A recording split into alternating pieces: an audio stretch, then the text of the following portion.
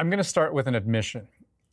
I wish I never had to do another story about the pandemic ever again. And I mean that. Like I'm so done, right?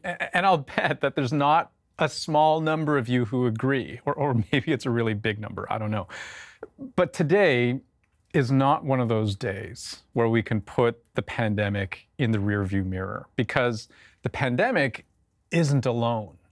It's one of many factors creating urgency in our public health system today. And not just our public health system. Like in the United States, the CDC issued a health advisory about the increasing risk of respiratory infections. The season for things like flu and RSV, it hit earlier this year, and various hospitals and health departments have declared states of emergency, just struggling to cope with the influx of patients. Now, here in Canada, yes, we have also been hit by the same perfect storm. So not just the 1, 2, 3 punch of respiratory illnesses, but also a strain on the hospital system, low vaccine uptake, medication shortages. We've seen the impact of this in schools, in hospitals, and in pharmacies too. It's crazy. It's literally, we have phone calls all day long. We have people coming in all day long. It's a big challenge. Parents are having to wait hours and hours and hours and hours unless your child is extremely sick. And that causes frustration and moral distress for everybody involved. I've never seen this many children away at once for such a long period of time. Like I said, it's been about 6 weeks, and we've noticed that the attendance keeps getting smaller and smaller and smaller because of illness. Yeah, sure. And to that I can attest. Like, my kids have been home sick from school more days than I'd like this year. Though, they don't seem to mind missing school all that much. Okay, now we have joining us infectious diseases specialist, Dr. Susy Hota. How long has it been since the last time you and I actually had a chance to talk in person? It feels like a really long time. I've lost sense of time through this pandemic, but it feels like years. Yeah, probably years. You've lost sense as everyone else has. But I mean, we've talked to each other on video. That's true. Plenty of time. That's true. About this sort of thing. So can you walk us through this, this so-called perfect storm of respiratory illnesses that folks are facing? So what are they? Omicron and its various variants, RSV and flu. Right. Let's go through them one at a time. Can we start with Omicron? Sure. The nomenclature is getting more and more complicated, so it's hard to keep track of it. It's no longer just numbers, right? There's BQ1, BQ1.1, BF7. Right. There's a whole slew of them, and there are a lot of them that are kind of evolving and causing concerns in different parts of the world at the same time. Are they becoming more dangerous, more transmissible, more what? What's the change? Well, they're taking over dominance, so they're kind of taking over the landscape. And as far as I can tell so far, none of them have really shown signs of being more severe or causing more severe illness, which is, a good sign. However, a lot of them are quite transmissible, and that's what's giving them an advantage, or they result in more reinfections. So you don't have the protection from a recent infection that will stop you from getting it again. Right. And that's driving, I think, a lot of it sort of taking over in different parts of the world. And tell me if this is a reasonable question to ask of you, but over the course of the pandemic, we've seen spikes, and we've been concerned with COVID to varying degrees, I would say, over the life of the pandemic. Where are we at now? Well, now we just seem to have sort of high levels at all times compared to what we saw, in the summer months, for example, in 2020 and 2021. We really came down to levels where it felt like there wasn't that much COVID around, and we could actually, relax a little bit. This summer, we had high enough levels that it was not like that at all. Hospitals continue to have high numbers of admissions of patients, and it just felt like everyone was getting sick all the time. So that's kind of where we're at now. We just have to get accustomed to higher levels of COVID at all times, and that might increase from there. The second part of the triple threat of respiratory illnesses, RSV. Yes. What is that? What does it look like? How bad is it? So RSV is respiratory syncytial virus. It's not a new virus. It's been around for a long time. And usually in the fall and the winter, mostly in the winter, it would start to pick up like a number of other seasonal viruses. And it would cause, fever, cough, those kinds of symptoms. But the big concern with RSV has always been with young children, where you can get things like bronchiolitis or pneumonias that cause serious enough infections that you need to seek medical attention. And those who are immune compromised or those who are older who also can have complications like pneumonias. And just to put numbers to those age ranges, so when you say young, what do you mean? Less than the age of 2 is where we see, you know, more serious illness and needing to get more medical support. Typically. And at the other end of the spectrum? That's a little bit harder to define, but you know, those who are, I think once you start hitting that over 65 age range, you start to see some of these respiratory viruses cause more problems. Part 3 of the triple threat, flu. Influenza, yes. I stopped calling it flu a while back because I feel like we'd use that as a term to describe our symptoms, but influenza is a thing. It's, you know, there are various strains, so to speak, of influenza or types or subtypes of them, but A and B subtypes every year cause seasonal infections, except for during the pandemic years in the last 2 years where we saw virtually none of that. Because people were doing all of the good stuff that we should probably be mindful of. Yeah, people were wearing masks. Yeah. People were avoiding large number of contacts and things like that in previous winters. So we wouldn't see the normal seasonal surge that we would see of influenza. And that's been the case for 2 years. How well matched is the influenza vaccine compared to previous years to this particular strain? It's a great question. And unfortunately, we don't find out the final answer for that until the season is pretty much over. That's what usually happens because you've got to have a large enough number of people infected to kind of calculate vaccine effectiveness. But you can look at other parts of the world, though, right? Yeah. As a kind of predictor.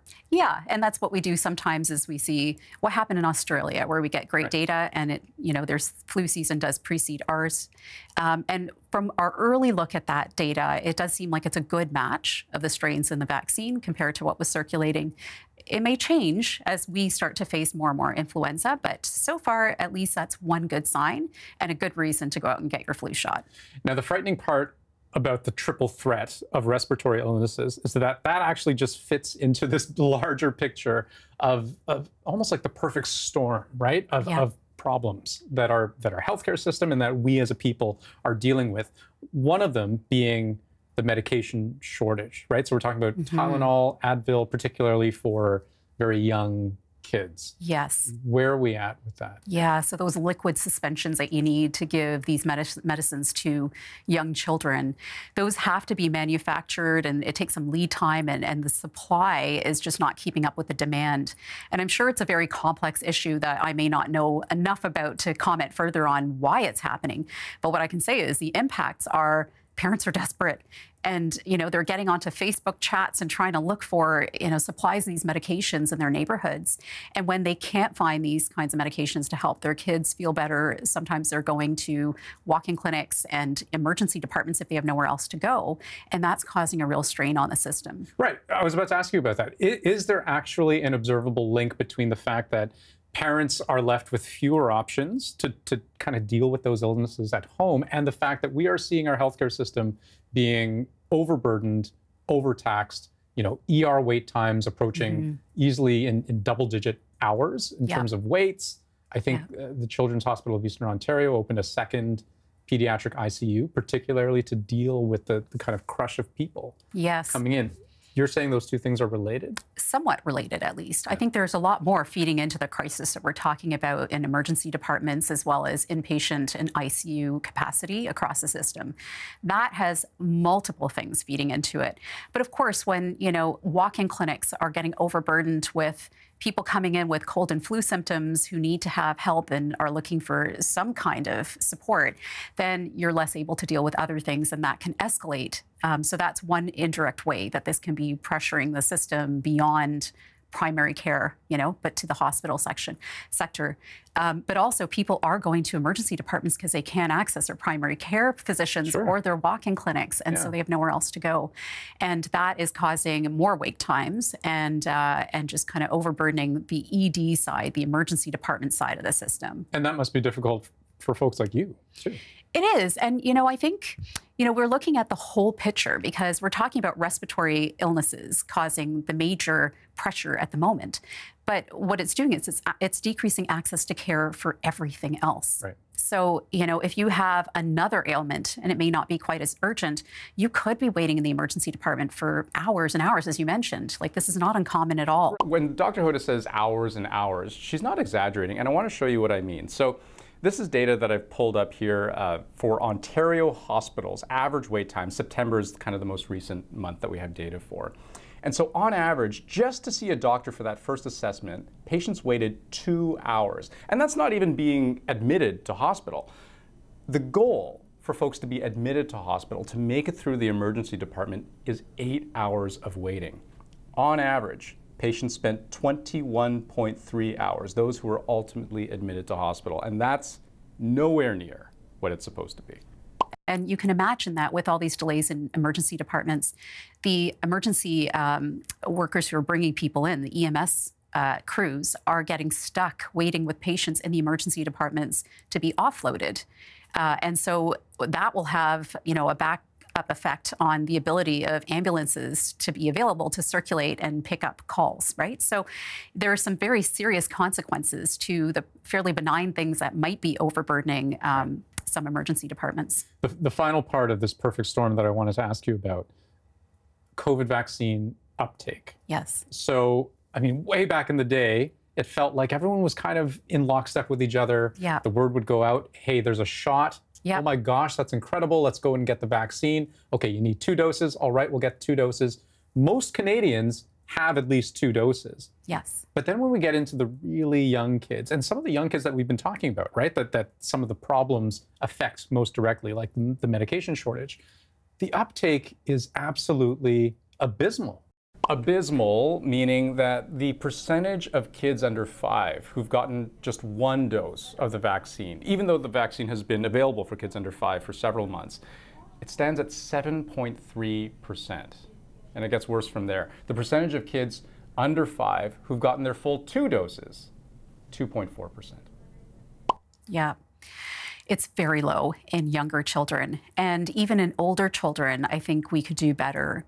But with COVID vaccines, it's not just about the younger children, it's also about older Canadians. Like you said, we did a great job with doses 1 and 2, but the boosters are really important right now with the subvariants that are circulating. Sure. And with the amount of time that's elapsed since people have had their second doses. So when you look at how many Canadians in general have had a dose of a COVID-19 vaccine, whether it's their second dose of a primary series or a booster dose in the past 6 months, that's only about 17% of people. Now, if I could just jump in here, I hope that you caught what Dr. Hota just said about COVID, because that may actually be the most important thing about COVID that she said this entire interview. So we've all gotten 1 dose of the vaccine, and more often 2 doses of the vaccine.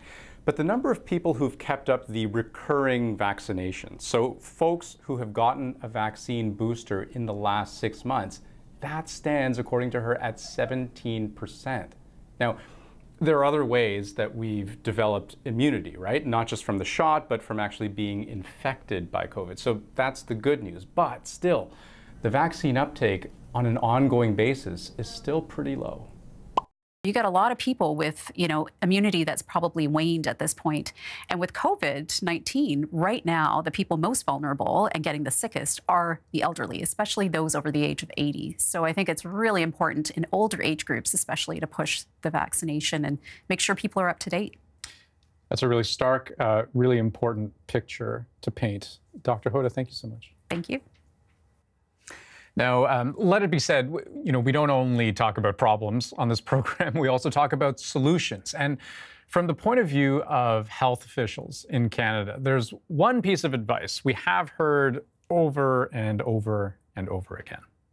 If you are sick with a cold or flu-like symptoms, even if very mild, and cannot stay home for whatever reason, you need to wear a mask. Masks are an important tool that we can all use during this time. We should have masks at the front of every mall, sports facility, school, etc. A house of worship, grocery store. We should make them ubiquitous. This is where we are at, and we need to impose this because we need to stop the children's hospital system from collapsing. So the message is clear, right? We should be wearing masks inside, but how many of us are actually doing that? Well, we asked our producer, Lauren Bird, to pay special attention on her morning commute. Take a look at this, and we'll be back with her in just a moment. So we're here. I can actually see quite a few people wearing their masks heading in. So I'm going to put mine on, and let's go.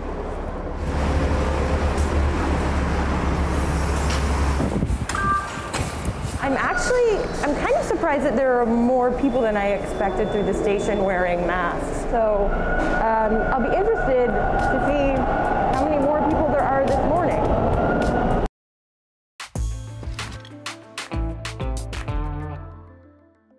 The subway's still pretty full this morning. I would say more than usual. It's a pretty busy time, and I've only counted so far about 10 people wearing masks. Whew, that feels good. So I'm still curious what is happening, whether people are, truly taking this up and taking the advice, putting on their masks again. My next connection is a streetcar, so let's go find out if people there are wearing masks and if it's any different. The streetcar was a lot busier than the subway, and there were a lot more people wearing masks on it. And that could be because it's a bit later in the day. There are more people traveling. People were a little bit more aware. It's above ground, there are windows, I'm not sure. I think when more people are wearing masks, it makes you feel like you probably should have yours on. There's a bit of a comfort, like if someone coughs or something and they're wearing a mask, it's, oh, okay, it makes you feel a little better. But definitely there is that social pressure that starts to climb as you see more people wearing them. It is definitely time for coffee, so let's go inside. I'm gonna put my mask back on. When I came in, there was only about 3 people in line and a few people working behind the counter. So it wasn't busy, and it's a pretty big coffee shop, so that probably plays into what people are thinking and feeling as well.